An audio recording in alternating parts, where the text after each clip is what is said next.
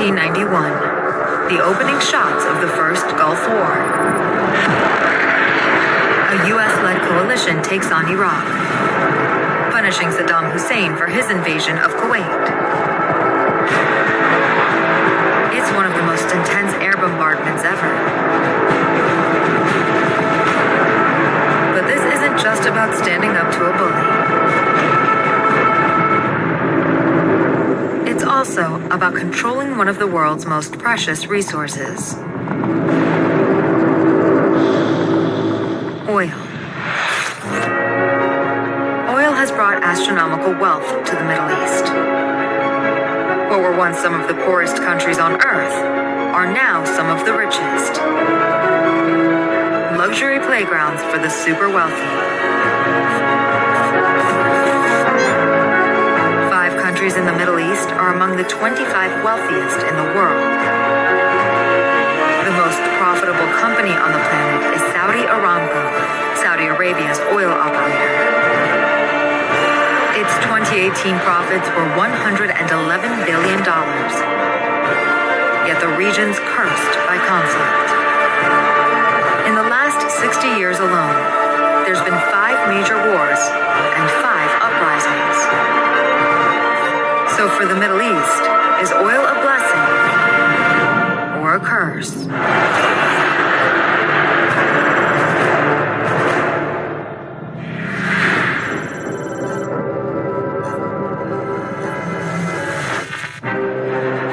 In the last 100 years, oil has transformed and shaped our lives. Without it, the modern world simply would not exist. Thanks to oil, the planet has shrunk. We travel constantly. From oil, we get plastics, which show up in everything, from shoes to technology to medicine. And when you think of oil, you think of one place: the Middle East. There's just a handful of countries, all clustered together, that supply well over a third of all the oil the world uses.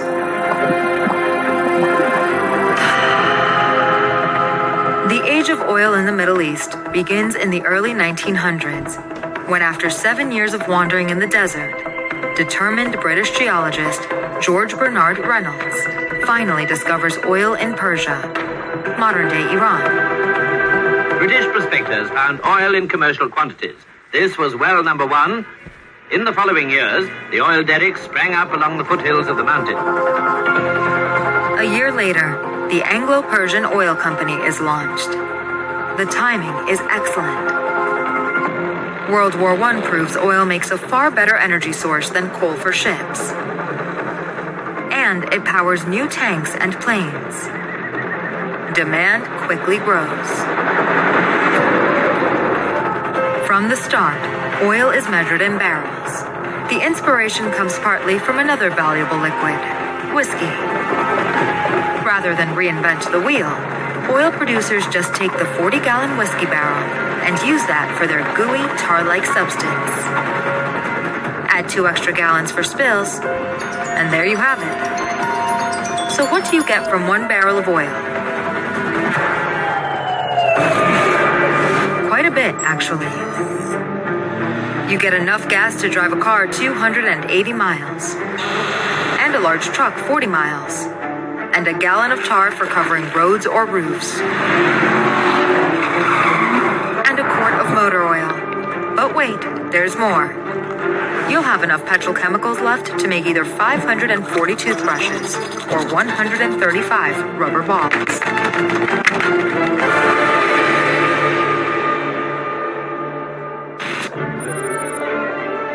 Even before World War I is over, Britain and France secretly agree to carve up the Middle East between them. And it's all about the oil.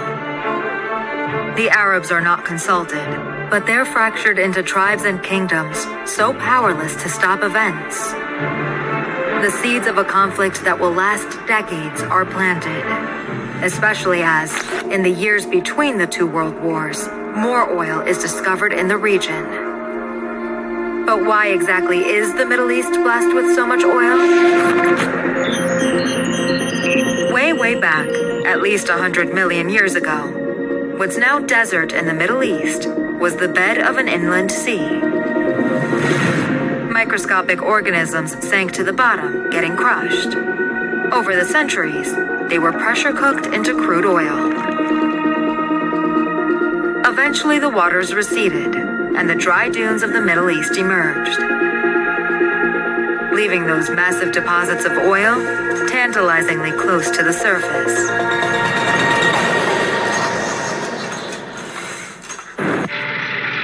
Now everyone knows where the oil is and why it's so valuable.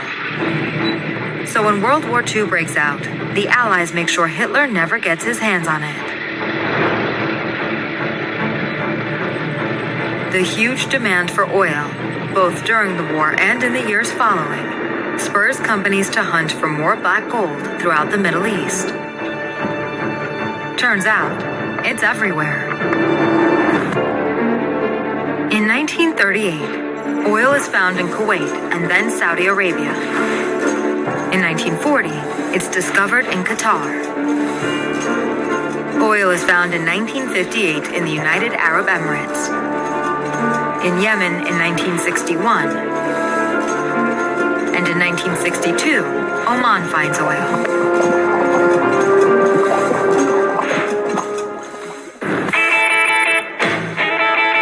After World War II, America's newly thriving middle class wants more convenience and luxury.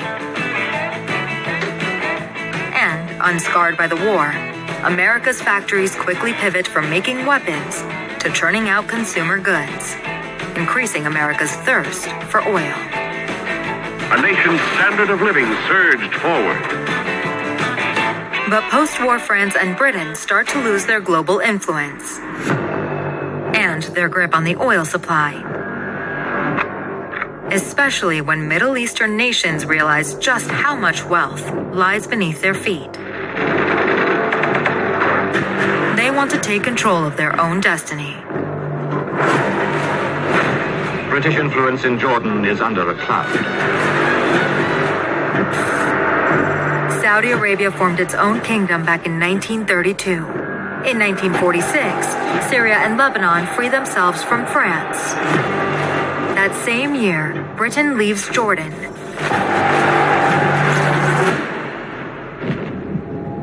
But America still needs to keep that oil flowing. Time to start cutting deals. In 1951, America agrees to supply Saudi Arabia with arms if they'll continue to supply America with oil. The Saudi royal family is soon rolling in profits and weapons.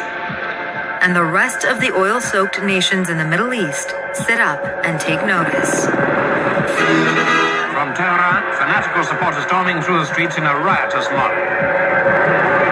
In 1953, Iran's democratically elected leader kicks out the British after nationalizing the country's oil fields 2 years earlier.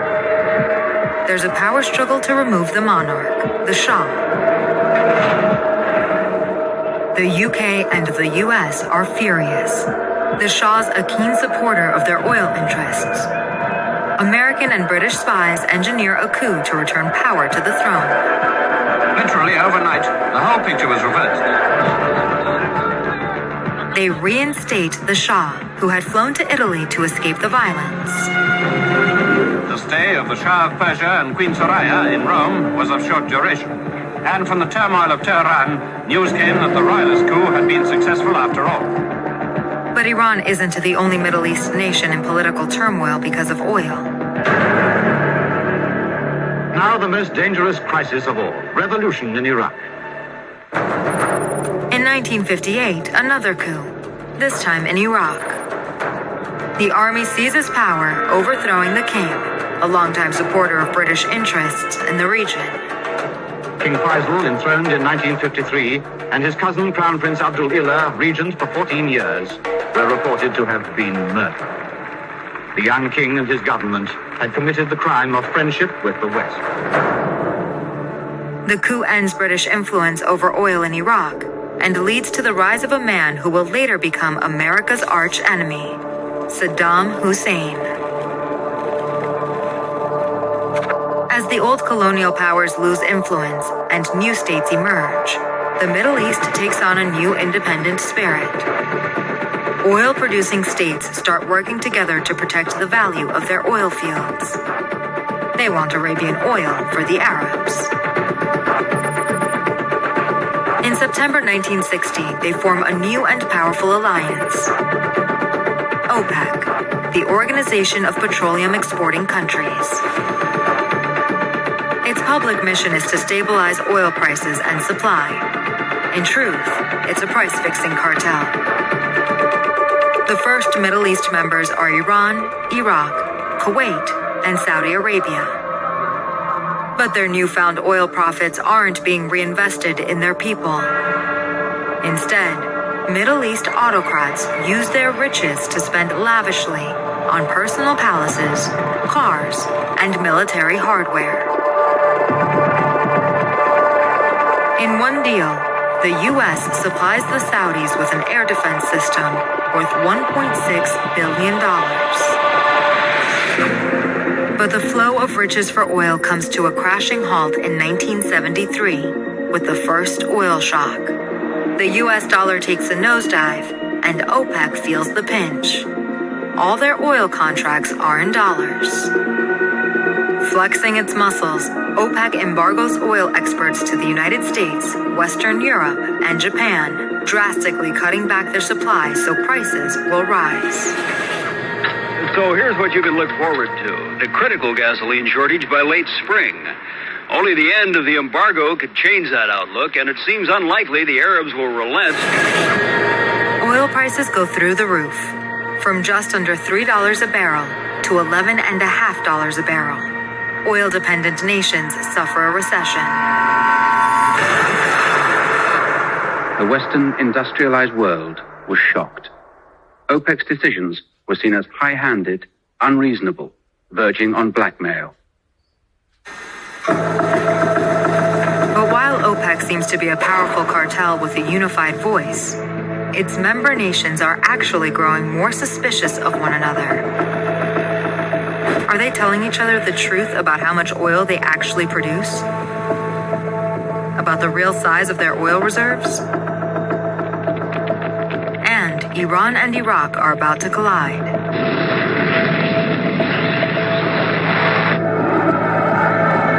Ayatollah Khomeini's Islamic Revolution in Iran worries Saddam Hussein, who thinks the revolution may spread to his country.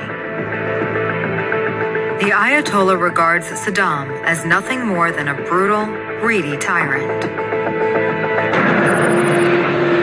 In 1980, using planes and missiles bought by their oil riches, Iran and Iraq erupt into a devastating 8-year war. Despite that, oil prices actually plummet at the very worst time. Why? Because the war comes just as globally oil consumption dips and other oil states are producing a lot more.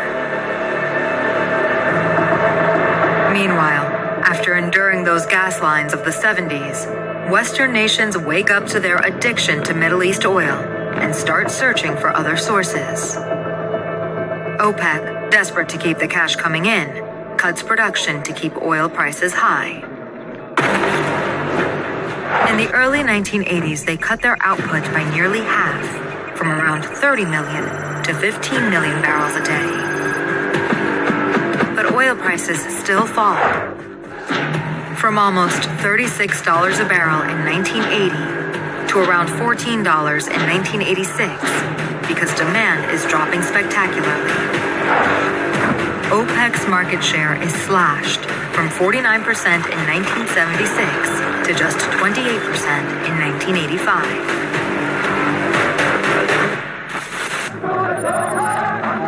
(1991) and we're back to the first Gulf War.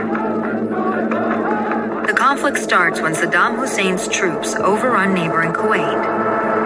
He claims they're cheating on their oil quotas, and their oil fields actually belong to him. The Western allies decide to intervene. They can't afford to stand by anymore while the Middle East oil producers rip each other apart. The West's oil supply must be protected. The U.S.-led coalition is one of the largest invasion forces in history. As one peace activist noted, if Kuwait exported broccoli, we wouldn't be there now.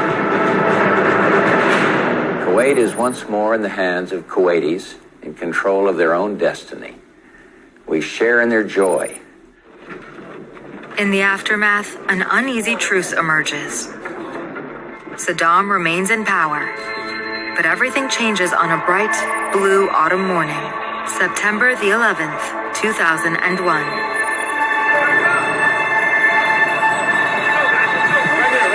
The mastermind behind 9/11, Osama bin Laden, and 15 of the 19 hijackers are all originally from Saudi Arabia. But seeing as how that country is the biggest supplier of oil to the West, punishing the Saudis wouldn't be a smart move. Still, the U.S. is hungry for an excuse to use its strength. In 2003, America's old foe, Saddam Hussein, has become even more unpredictable, turning his oil taps on and off as he likes, and disrupting oil supplies to the West. When America gets sketchy reports Saddam might also have weapons of mass destruction, they decide to act once and for all.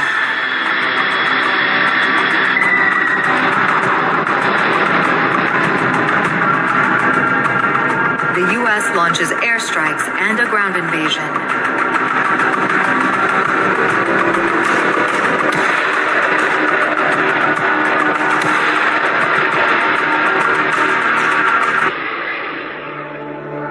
In the aftermath, Saddam is found hiding in a hole in the ground. 3 years later, he's executed.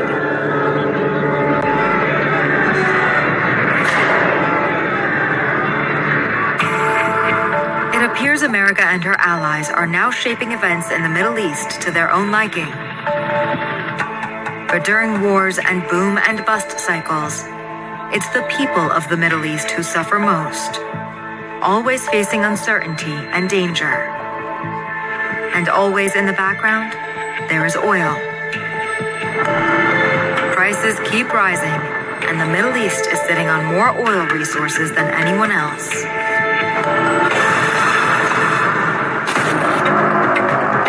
In 2012, a barrel of OPEC crude oil costs over $109 a barrel, 4 times the price in 2003. 10 Middle East countries cover just 3.4% of the Earth's land surface. Yet concentrated in this small area is 48% of the world's known oil reserves. Saudi Arabia has 17.2%, Iran 9%, Iraq 8.5%, and Kuwait 5.9%. So, OPEC continues to hold a tight fist on the future of oil. Or does it? In 2008, America's fracking revolution kicks in. Fracking, a nickname for hydraulic fracturing, involves drilling down into energy-rich shale and pumping a highly pressurized mixture of water and chemicals into it, releasing oil and natural gas from the rock. Thanks in part to the success of fracking, the U.S. becomes the world's biggest single oil producer, outpacing the nations of the Middle East. But also, more and more nations start turning away from oil altogether, acknowledging the role fossil fuels play in global climate change. So where will that leave the mighty towers of Dubai? Ever since Middle East oil was first discovered, it has brought incredible wealth to the region and benefits and blessings to the wider world.